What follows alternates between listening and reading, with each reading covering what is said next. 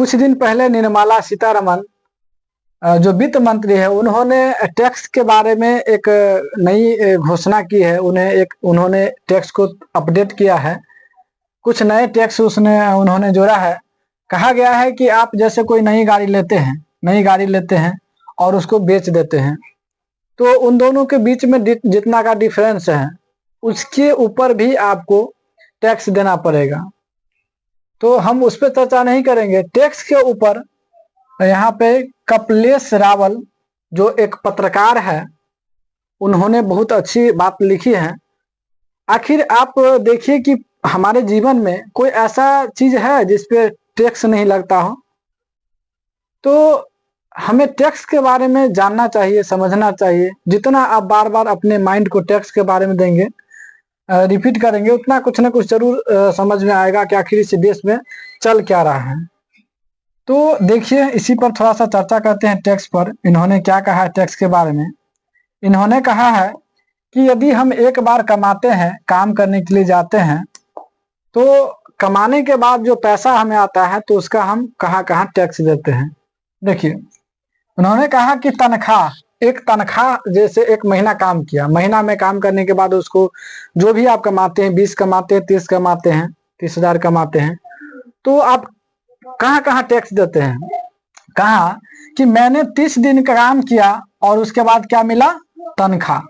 तो तनख्वाह मिला तो आपने उसके ऊपर टैक्स दिया।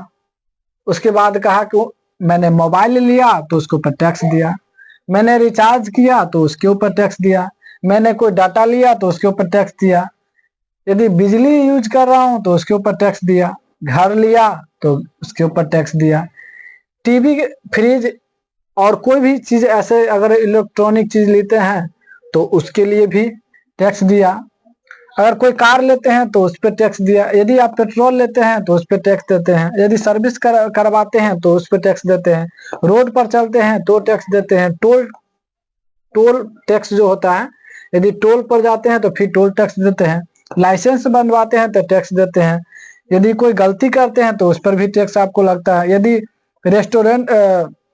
रेस्टोरेंट में खाना खाते हैं तो टैक्स देते हैं, पार्किंग का टैक्स देते हैं, पानी लेते हैं तो टैक्स देते हैं, राशन खरीदते तो टैक्स देते हैं, कपड़े खरीदते तो टैक्स देते हैं, जूते खरीदते हैं तो टैक्स देते हैं, यदि आप किताब खरीदते तो टैक्स देते हैं, और यदि आप टॉयलेट भी जाते हैं तो उस पर टैक्स देते हैं, बाहर में इस पे भी टैक्स लगता है, यदि दवाई लेते हैं तो टैक्स लगता है, गैस लेते हैं तो टैक्स लगता है। तो कहने का मतलब सैकड़ों और भी ऐसी चीज है जो आप लेते हैं तो उस पर टैक्स देते हैं। कहीं फीस के नाम पे, कहीं बिल के नाम पे, कहीं ब्याज के नाम पे, और कहीं जुर्माने के नाम पर तो कहीं रिश्वत के नाम पर पैसे देने पड़ रहे हैं। पैसे आपको माने हर एक तरीका से आपके जेब से पैसे जा रहा है। आप जितना कमा नहीं रहे हैं उसका 90% तो आपका जा रहा है। कहता है कि ये सब ड्रामे के बाद गलती से सेविंग में अगर बच गया पैसे, यदि आप सब कुछ खर्च करने के बाद यदि आप अपने बैंक जो सेविंग अकाउंट है आपका, यदि उसमें आप पैसे रख देते हैं तो उस पर भी आपको टैक्स देना पड़ता है। आप बैंक का तो बात ही अलग है। आप मैसेज आपको करता है तो मैसेज चार्ज करता है, एटीएम कार्ड रखें तो उसका चार्ज करता है। आप बैंक वाले को तो क्या है कि आप जिसको पता भी नहीं है कि मेरा इंश्योरेंस चल रहा है, प्रधानमंत्री जीवन ज्योति योजना है और प्रधानमंत्री सुरक्षा योजना है, उसका भी पैसा आपके खाते से कट रहा है। अगर नहीं पता है तो आप बैंक में जाकर चेक करवाइए, आपसे बिना पूछे ही आपके अकाउंट से पैसे कट रहा है। तो सारा पैसा गया कहाँ? करप्शन में, इलेक्शन में, अमीरों की सब्सिडी में, माल्या जैसे को भगाने में, अमीरों के फर्जी दिवालिया में होने पर, स्विच बैंक में, और नेताओं के बंगले और कारों में, और रहा सहा विधायक खरीदने में, और हमें झंडू बम बनाने में। अब किसको बोलूं कौन चोर है? आखिर कब तक हम सभी देशवासी यूं ही घिसटती जिंदगी जीते रहेंगे? ये जो भी बातें हैं वो इन्होंने कहा है। तो हम लोगों को भी जीवन में सोचना चाहिए कि आखिर जो हम कर रहे हैं वो क्या कर रहे हैं। हमें लगता है कि हम तो टैक्स देते ही नहीं है। अक्सर 90% जो गरीब जनता है उनको ये लगता है कि वो टैक्स नहीं देते हैं। टैक्स गरीब लोगों को क्या है, वो लोग ये समझते हैं जैसे पैसे हैं, हम सरकार को कहे ये लो इतना कमाए इसमें से ये आपका टैक्स हो गया, तो उसी को वो लोग टैक्स मानते हैं। तो भारत में 2 तरीका की टैक्स है देते हैं आप, एक डायरेक्ट देते हैं, एक इनडायरेक्ट देते हैं। तो डायरेक्ट टैक्स कौन देते हैं, जो बड़े बड़े लोग होते हैं सो। लेकिन गरीब लोग जो होते हैं वो डायरेक्ट टैक्स नहीं देते हैं, वो इनडायरेक्ट टैक्स देते हैं।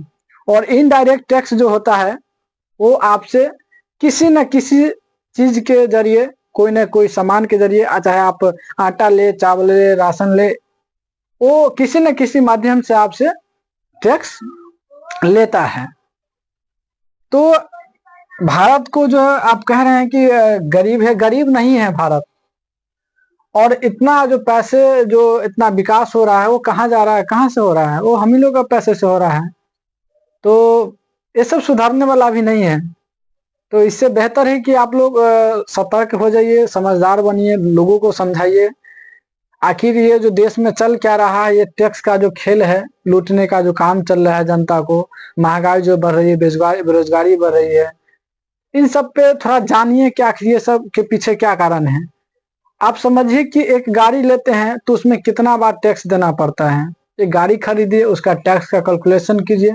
हम एक वीडियो बनाएंगे जिसमें आपको बताएंगे कि यदि एक आप कार खरीदते हैं तो एक कार की कीमत में आपको 2 कार मिलना चाहिए।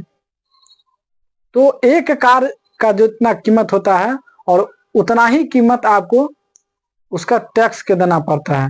अब समझ जाइए कि आप जितना पैसा एक कार खरीदने में जितना पैसा देते हैं उतना में आपके पास 2 कार आ सकता है। ये हाल है हमारे देश का। वीडियो अच्छा लगे तो आप शेयर कीजिए। Thanks for watching this video.